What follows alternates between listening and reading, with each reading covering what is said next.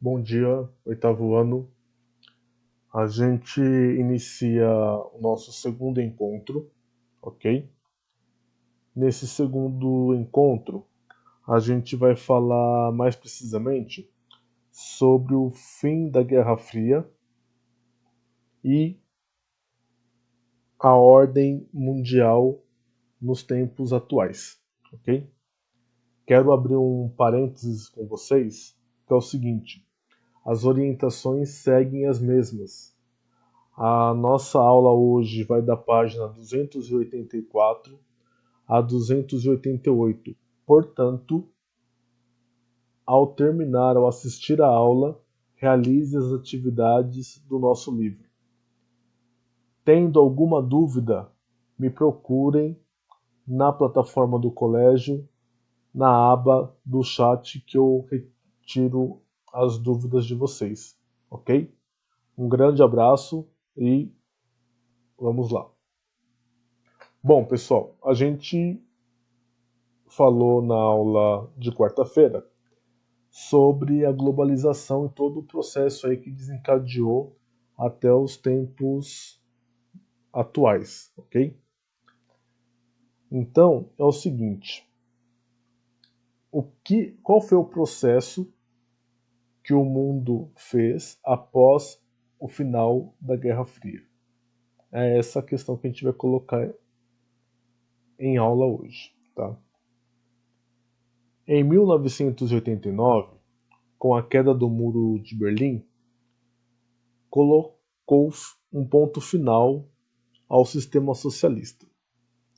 Nesse primeiro momento, países que estavam ligados à ex-União Soviética apresentaram anos de dificuldade.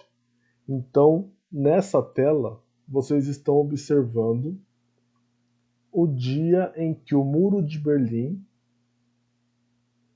foi derrubado e as Alemanhas, que antes era a Alemanha Ocidental e a Alemanha Oriental, se unificaram novamente.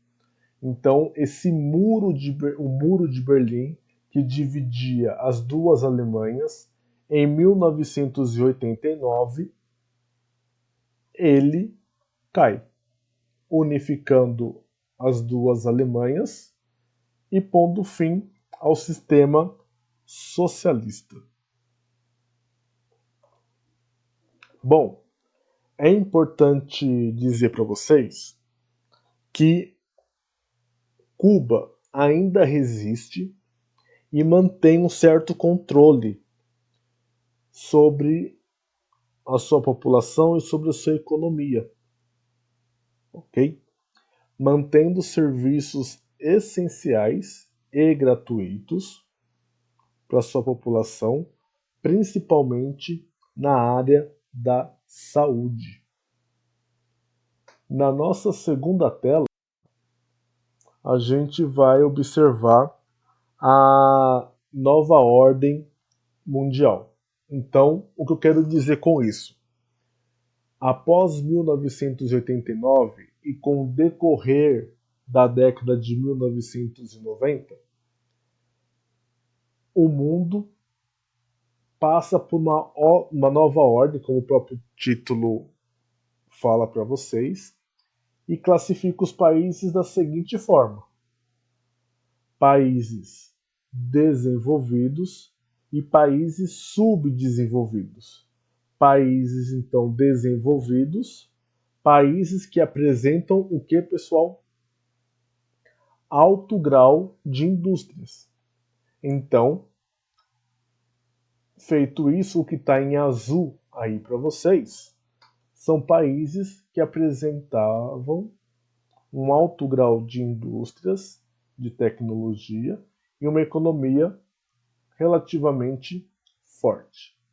Já os países em vermelho eram países subdesenvolvidos, portanto, sem indústrias. Vocês verifiquem aqui no mapa alguns pontos em azul abaixo dessa principal linha, né?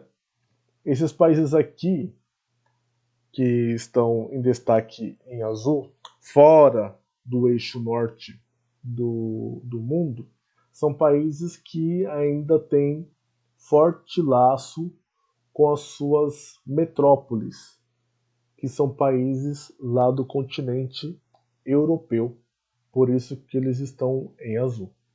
E não porque eles são desenvolvidos ou possuem algum tipo de indústrias, ok? Bom, pessoal, uh, nessa nova ordem mundial, os Estados Unidos da América surge como a superpotência global. Nenhum país rivaliza com eles, ok? Então a gente vê isso principalmente pelo alto grau de investimento no seu setor militar. Então os Estados Unidos têm um setor militar altamente tecnológico, ok? Eu tenho uma indústria armamentista nos Estados Unidos que desenvolvem armas de grande tecnologia, tá bom? No nosso, na nossa terceira e última tela, a gente vai falar dessa classificação dos países, porém, o que acontece? A partir de 2010, um pouquinho antes, o mundo deixa de ser dividido através do eixo norte e sul e ele começa a ser olhado através de um mundo multipolar. O que eu quero dizer com um mundo multipolar? Eu quero dizer para vocês que eu tenho vários países com economias relativamente fortes. Porém, eu ainda mantenho, vocês conseguem ver aí no mapa, esses asteriscos. Então, Estados Unidos, dentro do continente americano, ele é o país mais forte. A Europa Ocidental com a Europa Oriental acaba dominando aqui o continente africano, mais precisamente a Europa Ocidental, ok? A Europa Oriental, por ter aquele passado socialista, não possui países com grau de indústria muito desenvolvida. Então, a Europa Ocidental ela acaba influenciando todo esse conjunto aqui de países e o continente aqui africano também. Por último, pessoal, a Ásia e Oceania, eu vou apresentar aqui para vocês o Japão como sendo a principal economia mundial e a Oceania. Aí vocês parou e pergunta: e a China? Que vem demonstrando aí ao longo dos anos um alto grau de crescimento econômico.